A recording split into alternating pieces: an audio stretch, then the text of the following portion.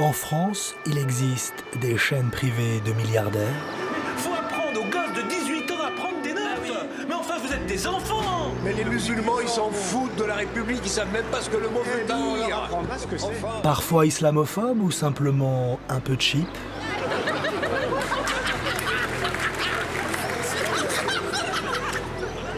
Ou voire carrément de propagande israélienne.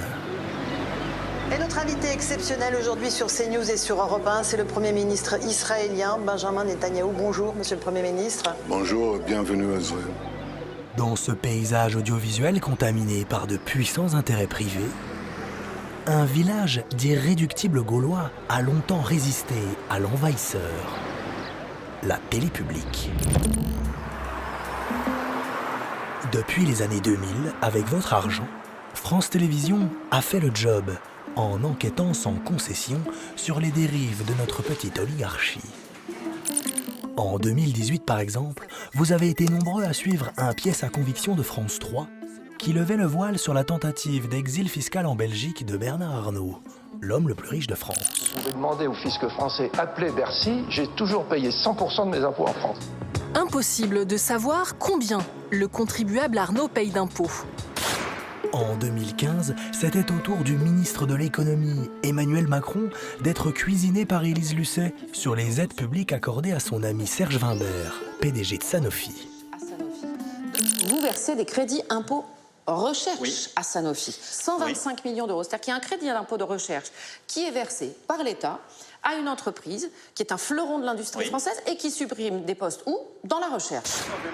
En 2016, même carton d'audience pour un complément d'enquête signé Tristan Valex qui révélait les méthodes néocoloniales du milliardaire Vincent Bolloré en Afrique. En 2017 enfin, Cache Investigation avait dévoilé la façon dont Xavier Niel, proche soutien d'Emmanuel Macron, persécutait des syndicalistes dans ses centres d'appel au Maroc. Selon ce journaliste média du Canard enchaîné, seule la télé publique ose produire ce type d'investigation. Et les meilleures enquêtes qui ont été faites sur les boîtes privées et sur les milliardaires, elles ont quand même été faites par le service public. Elles n'ont pas été faites par TF1. Elles n'ont pas été faites par M6. Ça, pour faire des sujets sur les meilleures pizzas de Paris et la foire aux olives à Bandol, là, ils sont bons. Mais c'est pas eux qui vont enquêter sur Sarko, sur Macron, sur Collère, sur Dati. Là, il n'y a personne. Hein. Donc, c'est le service public qui fait ce travail-là. En clair, la télé publique serait devenue un caillou dans la chaussure des puissants. Vincent Bolloré n'a jamais beaucoup aimé qu'on parle de lui, mais l'été dernier, il s'est trouvé sous les feux des projecteurs lorsqu'il a pris le contrôle. Ces dernières années, des milliardaires comme Vincent Bolloré ou Bernard Arnault ont tenté de faire taire les irréductibles Gaulois de l'investigation. Sans succès. Alors, ils s'y sont pris autrement. Dès 2016, la plupart des oligarques ont mis leurs médias au service d'un candidat. On a besoin de Macron aux affaires. Oui, sauf que... Bolloré et Canal+. Toute la gauche est décrédibilisée. Moi, je ne vois plus qu'une solution, quoi. Macron président, mais ça, c'est à titre personnel. Bernard Arnault, Le Parisien, Challenge. Arnaud Lagardère, Paris Match, Le JDD. Xavier Niel, Le Nouvel Obs. Jusqu'à propulser leur candidat favori au sommet du pouvoir. Tout le monde nous disait que c'était impossible. Mais ils ne connaissaient pas la France. Pour l'oligarchie, l'élection d'Emmanuel Macron est-elle l'occasion de régler son compte à une télé publique jugée trop impertinente ? C'est la thèse de Jacques Cotta. Journaliste précurseur de l'investigation à France Télé, il est convaincu que Macron était sensibilisé à la colère de l'oligarchie contre l'audiovisuel public, avant même son arrivée à l'Élysée. Est-ce qu'Emmanuel Macron, lorsqu'il arrive au pouvoir et que l'on voit les propriétaires, la grande oligarchie politico-financière médiatique, les Bolloré, les Arnault et d'autres, qui sont très excédés par France Télévisions, et qui se disent tout compte fait, bon, le moment est peut-être venu, de bousiller cette affaire et de casser ce service public d'information. C'est-à-dire ? C'est-à-dire que je pense que Macron peut être assez réceptif à un moment donné Il peut avoir une oreille très attentive à des exigences qui tournent autour de lui, qui tournent dans son cabinet, qui tournent autour de ses conseillers. Sur le terrain, après tout, ces emmerdeurs de la télévision qui se permettent des choses que nous, disciplinés, nous ne faisons pas parce que nous sommes des gens bien élevés et qu'eux se permettent de faire en traitant des sujets qui nous mettent, nous, financiers en cause, qui te mettent, toi, politique en cause, qui veulent mettre en cause ton mode d'élection, la façon dont tu as été élu, les soutiens que tu as eus, qui nous mettent, nous, en cause. Non, ça, c'est pas possible. Le président de la République aurait-il joué les agents de l'oligarchie contre France Télé ? Spécialiste des réseaux Macron, ce journaliste en a eu la confirmation. Ce qu'il faut savoir, c'est qu'en privé, Emmanuel Macron et son entourage, qui étaient très pro-business à l'époque, relayaient les doléances des patrons qui en avaient assez des enquêtes journalistiques produites par l'audiovisuel public, notamment l'équipe d'Élise Lucet, mais également ensuite par la suite Tristan Valex. Tristan Valex qui a eu des problèmes avec Bolloré. Il a été poursuivi à plusieurs reprises, procédure Bayon. Et donc, dès 2017, le programme de la Macronie, c'était de tuer, et en tout cas de diminuer l'influence de France Télévisions. Sauf que pour Macron, en cette année 2017, l'affaire n'est pas gagnée.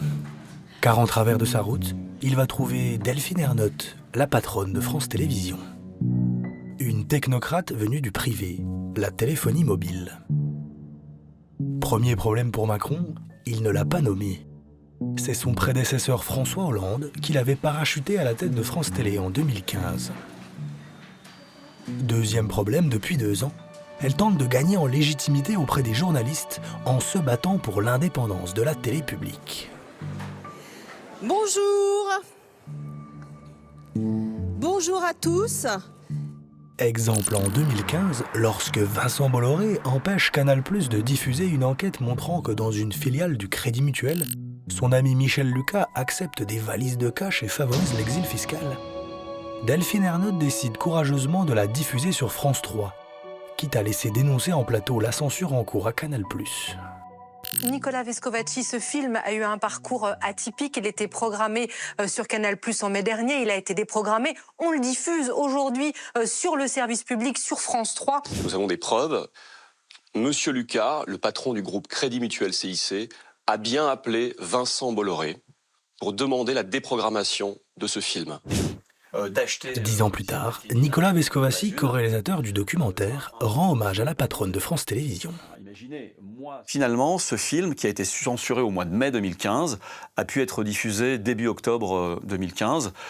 Ça a été 3-4 mois quand même d'intenses négociations avec pas mal d'intermédiaires. Mais au final, France Télé nous a soutenus et on a pu diffuser ce film qui a fait, je crois, la meilleure audience à l'époque de l'émission dans laquelle il a été diffusé.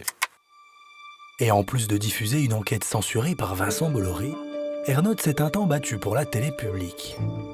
Dès la rentrée 2015, elle interpellait courageusement l'État actionnaire pour résister à des coupes budgétaires souhaitées par François Hollande.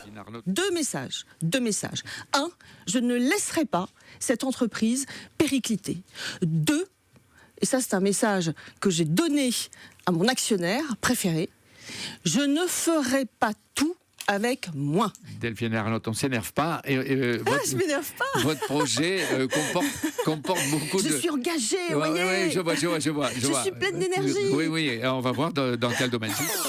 2 ans plus tard, c'est donc cette Delphine Ernotte pleine d'énergie qu'Emmanuel Macron va chercher à mettre au pas.